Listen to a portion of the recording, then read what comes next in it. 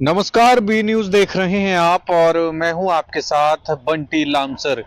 ये तस्वीरें आप देख पा रहे हैं धर्मनगरी कुरुक्षेत्र की, थानेसर शहर की। आप देख पा रहे हैं कि एक तरफ तो एलिवेटेड ट्रैक आपको नजर आ रहा है और दूसरी तरफ आप देख पा रहे हैं ट्रेन की पटरी आपको नजर आ रही है।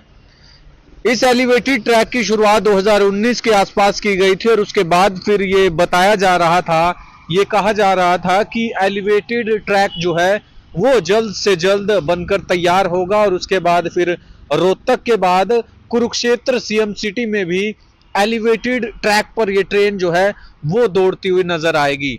ऐसे में अब ये जो चुनाव गए हैं, इन चुनाव में भी कमाल की जुमलेबाजी दी जा रही थी, जिसमें बताया जा रहा था कि एलिवेटेड ट्रैक पर ट्रेन जो है अगले महीने दौड़ती हुई नजर आएगी।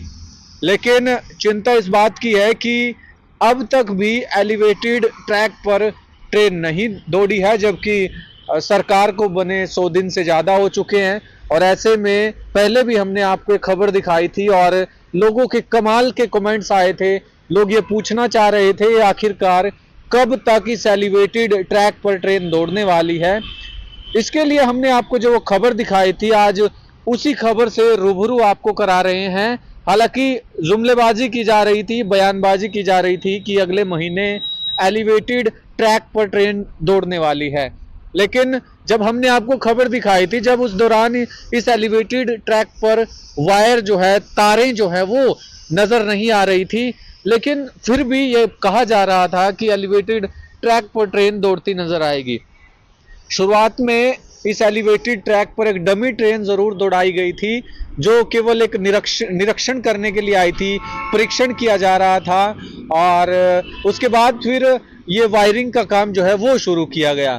लेकिन खुशी की बात यह भी है कि हरियाणा में रोहतक के बाद कुरुक्षेत्र में एलिवेटेड ट्रैक है, जो कि कमाल की उपलब्धि भी नजर आ रही है। और इसके बाद फिर जब इस ट्रैक पर ट्रेन दौड़ने वाली है, जब इस ट्रैक से ट्रेन दौड़ेगी, तब कुरुक्षेत्र के पुराना बस स्टैंड वाला फाटक और उसके बाद अंबेडकर चौक वाला फाटक, उसके बाद फिर बिरला मंदिर वाला फाटक और उसके बाद फिर हॉस्पिटल और फिर थर्ड गेट वाला जो फाटक है, इन 5 फाटकों से जाम से मुक्ति मिलने वाली है।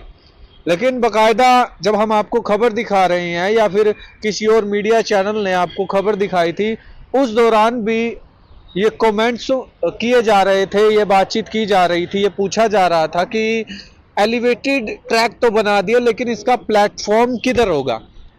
अब कुछ लोग ये भी सोच रहे हैं कि इसका जो प्लेटफॉर्म है, जो इसका स्टेशन रहेगा, वो मिर्जापुर रहने वाला है या फिर थानेसर में रहने वाला है। हालांकि देखिए, इस बारे में अब तक कोई भी जानकारी हमारे पास नहीं है। जैसे इस बारे में कोई भी जानकारी हमें मिलती है, हम आप तक जरूर पहुंचाने का प्रयास करेंगे। लेकिन चिंता इस बात की भी है कि गीता जयंती महोत्सव चला जाता है, उसके बाद फिर अभी कुछ महीनों बाद यानी कि कोई बड़ा इवेंट कुरुक्षेत्र में अगर होने लगेगा, तो काफी ज्यादा जाम की चिंता इस ट्रैक के माध्यम से या फिर एलिवेटेड ट्रैक पूरा ना होने की वजह से वो सताने जरूर लग जाएगी। बीते दिनों कई बड़े बड़े हादसे नजर आए हैं। जब फाटक बंद हो जाता है तो एम्बुलेंस उस तरफ रह जाती है और उसके बाद फिर अगर किसानों की बात करें तो किसान अपनी फसल लेकर जब एलिवेटेड ट्रैक के नीचे से गुजरते हैं या फिर इस पटरी से गुजरते हैं, तो ट्रेन फाटक जो है वो बंद हो जाता है, जिसकी वजह से अगर बारिश आ जाती है तो भी फसल खराब हो जाती है या फिर कोई भी इमरजेंसी केस सामने नजर आता है, जिसके बाद काफी नुकसान जो है उनको भुगतना भी पड़ सकता है। ऐसे में अब एलिवेटेड ट्रैक बनकर तैयार तो है, देखना ये होगा कि कब तक इस ट्रैक पर जो है ट्रेन दौड़ने लगेगी। हालांकि कुरुक्षेत्र में रिंग रोड की भी बात कही गई थी। हालांकि रिंग रोड अलग चीज है, क्यों फिर सबसे पहला प्राथमिकता जो है वो एलिवेटेड ट्रैक की है, क्योंकि काफी ज्यादा जाम लग जाता है। इसके लिए अब कब तक जो है सेंट्रल गवर्नमेंट ये ट्रेन को हरी झंडी देने वाली है इस एलिवेटेड ट्रैक पर गुजरने के लिए, ये देखने वाली बात होगी। लेकिन एलिवेटेड ट्रैक बना है, इसका फायदा तो भरपूर होगा।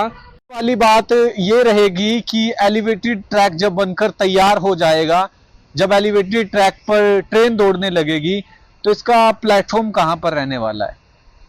अगर आप इस बारे में जानते हैं, अगर आप इस बारे में अनुमान लगा रहे हैं कि कब तक जो है एलिवेटेड ट्रैक पर ट्रेन दौड़ने वाली है या फिर ट्रेन दौड़ेगी, कमेंट बॉक्स में अपनी राय जरूर दीजिए। आप देख रहे हैं बी न्यूज, मैं बंटी लामसर कुरुक्षेत्र से आप सभी के साथ लाइव। धन्यवाद।